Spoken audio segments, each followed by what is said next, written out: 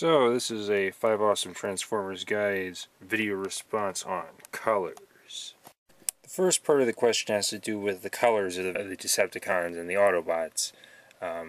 Which color scheme do they mostly fall into? And so the Decepticons definitely have a monopoly on the color purple, but that's probably just because there hasn't been a reason to just make a character on the Autobot side purple for the sake of having a purple Autobot. It's also something that has more or less been blurred in the generation since the original Transformers days, because with colors, just like alt modes, how the Decepticons, but Autobots can have just as much of a military vibe as the Decepticons, based on their character being hard-edged and battle-worn, like Firetrap here, who is constantly constantly trying out new types of ammunition for his guns. And yes, he is a redeco of Scattershot. It's in redecos. At what point do you find them acceptable or unacceptable? And this can actually cause quite a bit of headache. I still don't think I'm getting my point across. Alright, so 3 classifications I've given to redecos. I've thought it over, and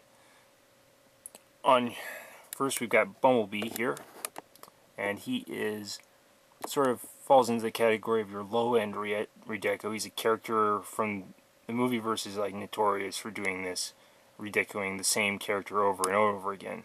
But Hasbro's pretty smart about how they redeco these characters, and they do lend something new to differentiate. Like this one has like desert brown applications on its hands, and also a lot of the plastics here are like dirt brown, but you've also got these silver scars on the doors which apply also to car mode. Very nice. It's a good idea, and they also make parts choices like using the Cannon Bumblebee head instead of a larger head, just to fit the proportions better and make it more attractive. But these can also be really uninspired as well, as I'm noticing with some of the Dark of the Moon deluxes that are coming out that are redecos. They're kind of uninspired, making me reconsider some of my options here. Here is a new character. He has no additional tooling. He's just a straight up redeco. The different colors on the same mold without retools kind of lends a kind of Halo-like vibe, like how all the Halo Spartans only have minor variations, but all have different helmet decos to try and, or even going to Star Wars with the Star Wars clone troopers trying to be more than a number and give themselves a name and an identity by painting themselves up. I kind of feel that that can apply to Transformers as well when you have these new characters who use the base bodies and then these base military armors, like in Transformers Animated Deco, but then choose an armor deco to show their individuality on the battlefields. Expanded on in Transformers that these redeco guys could be accepted by the average collector if they saw them more as soldiers painting themselves up with their optical changing techno paint. Then you have neoclassics like Blur here, are characters who haven't been done before in a way that fits in with their classic shelf, their modern era of Transformers, if you will, to go on that shelf and be posable and be a complex transformation while representing a traditional Transformers character like Ultra Magnus, Optimus Prime, Prowl, Jazz, Trax,